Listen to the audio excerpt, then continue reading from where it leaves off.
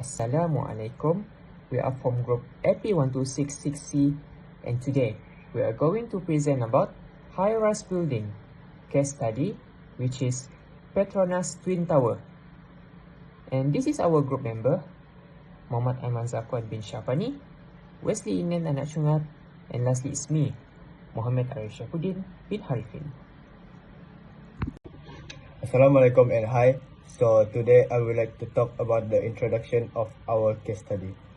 So the high-rise building, the definition of the high-rise building typically exceed 10 stories or 30 meters in height. They serve multiple functions, including residential, commercial, and mixed-up use purposes. Their vertical design maximizes urban land use and provides modern infrastructure. For our selection of project, Petronas Twin Towers, Kuala Lumpur, Malaysia has been chosen as the case study for this assignment. It is one of the most tallest building in the world and suits the topic of the high-rise building. Next, I would like to talk about the key design requirements needed for this project. There are 5 of the key design requirements. First is the structural ability. The reinforced concrete core. It is the high-strength concrete core replaced the conventional steel frame to ensure better stability and cost efficiency using locally available materials. Second is load resistance. The combination of central core and outer super column enables the towers to handle both vertical and lateral stresses effectively. There's also a geometric plate design where the 8-pointed Islamic style layout provides structural balance and symmetrical load distributions. Next, I will talk about the resistance to wind and earthquakes. The wind tunnel testing and aerodynamics, where the wind tunnel experiments shape the aerodynamic design to reduce wind pressures and vibrations. There's also mass dampers and seismic resistance, where the calibrated dampers and a robust structural system allow the towers to absorb the redistribute seismic forces. There's also a deep foundation, where a concrete raft supported by 104 piles reaching 114 meters provides exceptional structural ability. Next, we are going to talk about the efficient vertical transportation, where the double-deck elevator systems, which the elevators of 2 cabins serve 2 floors simultaneously, enhancing passengers' movement efficiency, and the high capacity with 76 elevators and advanced control system, where the passenger waiting times and congestion are minimized. Lastly, we're going to talk about the skybridge design.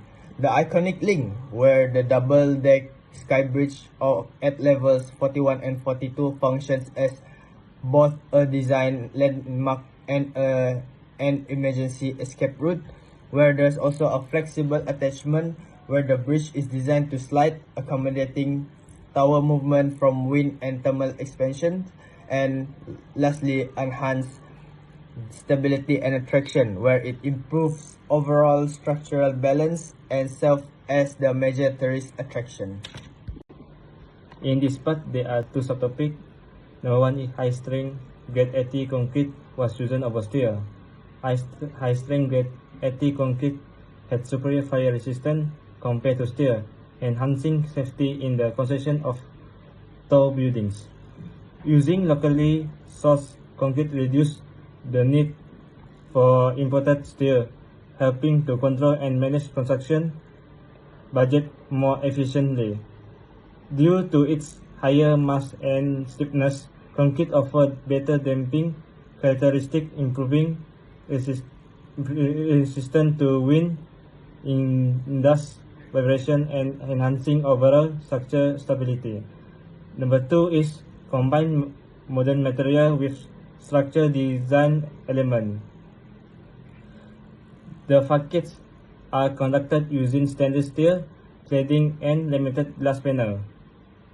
The combination of stainless steel and glass give the tower a sleek, modern look that represents the technological advancement and national pride.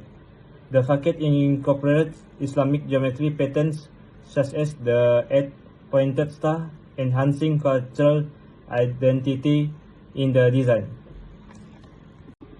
In this part also has two subtopics. Number one is slip forming system enable faster and more efficient vertical.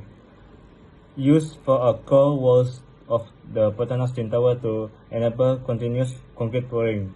Greatly accelerate the vertical construction process, making it ideal for tall buildings. Reduce the need for labor compared to traditional formwork methods. Number two is jump form system. Apply for constructing floor slab and the core structure of the Petronas Twin Tower to enhance speed the efficiency. The system allows the formwork to be jumped or lifted to the next level after the concrete cures. Speed up construction by allowing continuous progress floor by floor. In this part, the machinery and equipment used for the project is tower crane, boring machine, concrete pumps, and crawler cranes and mobile cranes. Number one, tower crane, used to continuously lift and relocate heavy materials during construction. Supported the fast-paced vertical construction by minimizing downtime and delay. Ensure materials were always accessible at active work zone, streamline workflow the tower construction. Number two is concrete pumps, essential for delivery concrete efficiently to height beyond 300 meters during the construction of Petronas Twin Tower. Provide a constant and uninterrupted flow to concrete for slab, column, and core walls, enhancing construction speed and consistency. Allow concrete to be placed without reworking or compaction, maintaining its structural integrity. Number three is crawler crane and mobile crane. Crawler and mobile cranes were critical for heavy lifting during the construction of the Petronas Twin Tower. Crucial for installing large elements such as the sky bridge and the 58.4 meter twin spires. Both crane types work in unison to safely and efficiently lift and position structure component. Number three is boring machine, vital for drilling deep foundation piles for the Petronas Twin Tower. Large rotary machines were used to drill reinforced concrete piles as deep as 120 meters. The bore pile form parts of a robust foundation capable of supporting the tower's immense height and weight. Assalamualaikum. My name is Muhammad Arishafuddin, and today I'm going to present about problem and solution of making Petronas Twin Tower. The first one is unstable, uneven bedrock. Problem: the site lay at unstable boundary between irregular weather, limestone and canny hills sediment with underground cliffs and cavities. Solution: the tower was shifted about 60 meters to a geologically more uniform area. Thereafter followed massive ground improvement of filling rock cavities with over 3,000 meter cube of fill and compaction grouting, and finally supported on a rough and 104 deep piles, 60 to 130 meter deep for the superstructure. Number two is massive foundation pour. Problem: the tower painting 300,000 metric tons each in weight demanded an immense and solid foundation. Solution: with the continuous pouring of concrete lasting for approximately 52 to 54 hours, the roof was made with a thickness of about 4.6 meter using 13,200 meter cube of concrete. Now, at that time, the world's greatest continuous spur was meant to have a singular, stable foundation. Number 3 is racing against time. Problem: an imperative government deadline fixed upon the completion of both towers within 6 years. Possessing a complex lattice-shaped design with addition of a sky bridge. Solution: construction was arranged to be fast-tracked with two separated consortia, the Japanese for Tower 1 and the Korean for Tower 2. Thousands of workers were deployed, night shifts were introduced, and stringent systems of coordination were put in place. Number 4 is concrete quality and vertical accuracy. Problem: early concrete failures halted construction. One whole floor was demolished and cost the project to 700,000 ringgit per day. Tower 2 also leaned about 25 mm off plumb near the 72 floor. Solution: on-site testing went into overdrive, and 3 concrete plants were set up to ensure that only the very best batches went in. For alignment, surveys were carried out twice a day. Later, floors in Tower 2 were constructed slightly skewed to factor in the drift. Lastly is wind and sky bridge structural concerns. Problem: at 452 meters above ground level, the towers endured tremendous pressure from the wind. The sky bridge was designed with some sway in consideration so that no structural damage would arise from the movement.